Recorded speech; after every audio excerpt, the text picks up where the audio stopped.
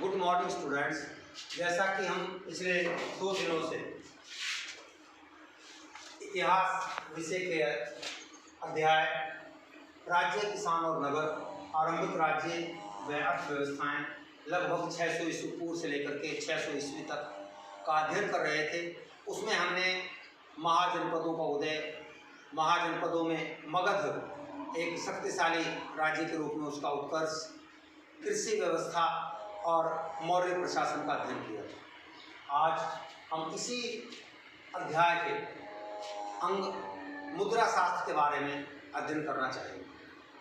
इससे पहले मैं आपको बताना चाहूँगा कि 1500 वर्षों के बाद सिंधु घाटी सभ्यता या हड़प्पन सभ्यता के पतन के 1500 वर्ष के बाद भारतीय इतिहास में अनेक नई परंपराओं का उदय हुआ, जिनमें नए नगरों का निर्माण, शवों का दफनाया जाना, सिंधु एवं उसकी सहायक नदियों के किनारे रहने वाले लोगों द्वारा ऋग्वेद की रचना और मुद्रा, अनेक मुद्राओं का उपयोग।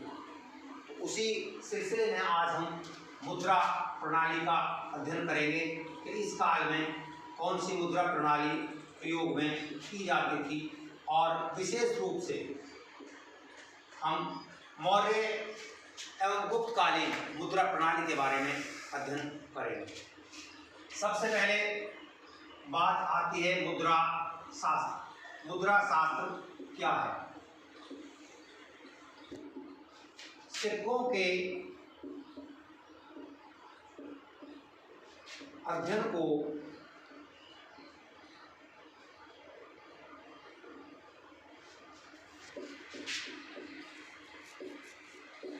मुद्रा शास्त्र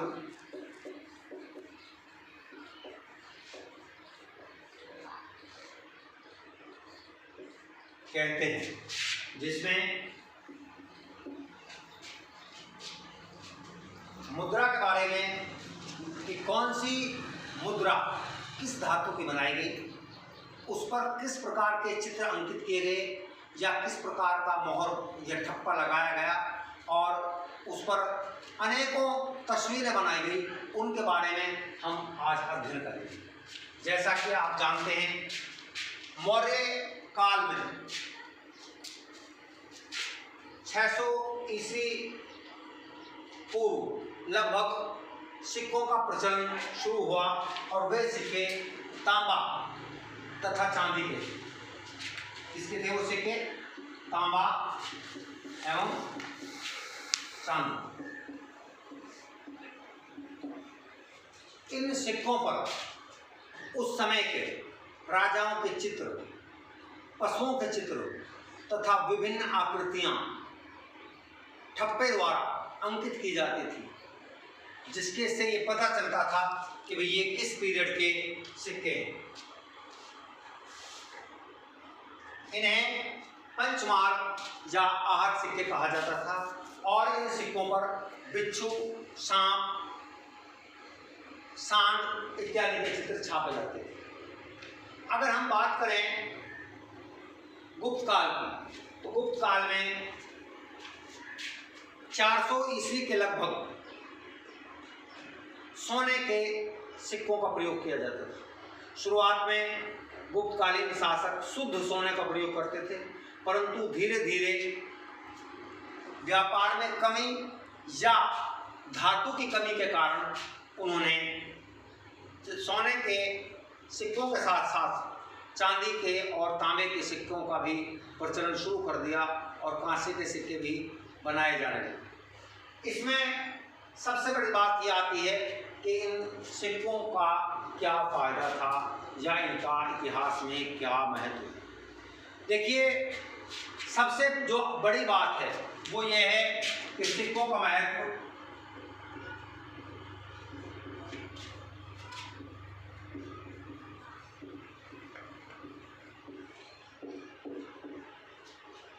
नंबर 1, सिक्कों पर अंकित चित्रों द्वारा उस साम्राज्य की सीमा का ज्ञान होता था।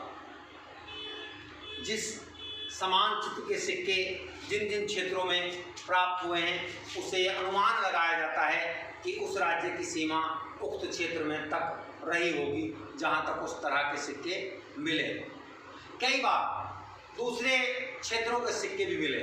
अगर हम बात करें जो मौर्यकालीन सिक्के थे, उस समय उनके समकालीन सभ्यताएं ईरानी और रोमन सिक्के भी यहाँ पर मिले।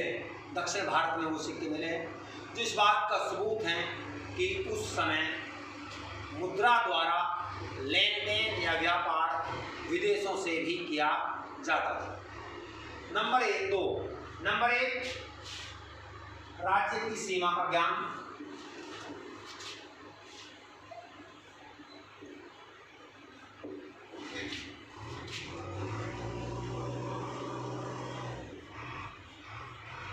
नंबर 2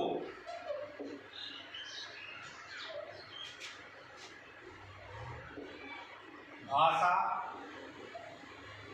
या लिपि का ज्ञान।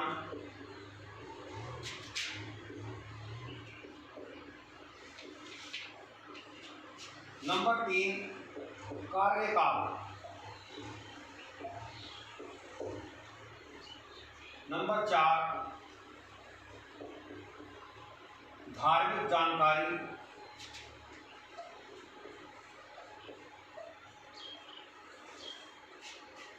नंबर 5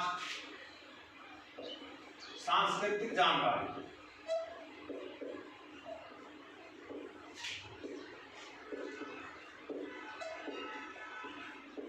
सबसे पहले हम सिक्कों के महत्व में राज्य की सीमा का ज्ञान का अध्ययन करेंगे। जैसा मैंने पहले बताया कि जिस विशेष क्षेत्र में एक समान आकार या समान आकृतियों वाले सिक्के मिले हैं, उससे मालूम होता था कि उक्त क्षेत्र में उस राज्य की सीमा थी। उसके अलावा उस समय के जो प्राप्त सिक्के हुए हैं उनमें भाषा या लिपि को देख करके भी ये ज्ञान प्राप्त होता है कि ये समान समकालीन सिक्के हैं या उस समय इस लिपि का प्रयोग किया जाता था। नंबर 3 कार्यकाल। सिक्कों के द्वारा राजाओं के कार्यकाल या किसी साम्राज्य के कार्यकाल के बारे में भी जानकारी मिलती है, क्योंकि जितने सालों तक वो सिक्के वहाँ मिले हैं उससे पता लगता है कि भाई इनका कार्यकाल लगभग इतने वर्षों तक रहा हो। उसके बाद धार्मिक जानकारी। सिक्कों पर विभिन्न प्रकार के चित्र अंकित हैं, जिनमें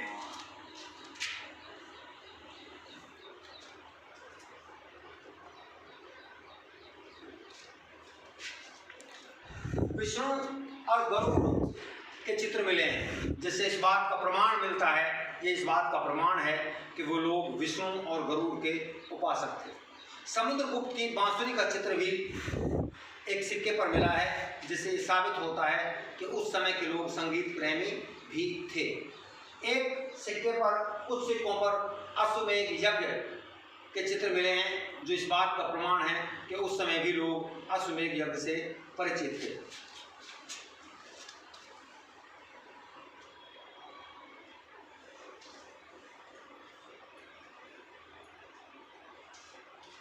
अब आप देख रहे हैं कि सिक्कों का महत्व क्यों था और मौर्यकालीन और गुप्तकालीन सिक्कों का अध्ययन हमने अब कैसे किया है। मैं एक बात और यहाँ जोड़ना चाहूँगा कि गुप्त काल में ही भारत सोने की चिड़िया कहलाता था, क्योंकि उस समय भारत न केवल ज्ञान के क्षेत्र में बल्कि आर्थिक रूप से भी संसार में समृद्ध माना जाता था। उसके बाद वो दौर, स्वर्णिम दौर भारत का, मुगल काल में जहांगीर और शाहजहां दोनों शासकों के दौर का काल, उसको भी भारतीय संसार में भारतीय अर्थव्यवस्था को सोने की चिड़िया या भारत का स्वर्णिम काल माना गया है।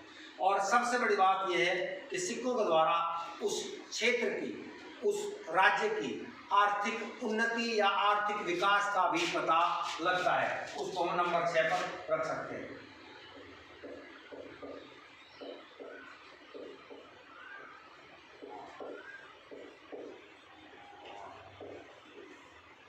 आर्थिक विकास, जिस क्षेत्र में मुद्रा जितनी अधिक होगी उस क्षेत्र का आर्थिक विकास भी उतना ही अधिक होगा।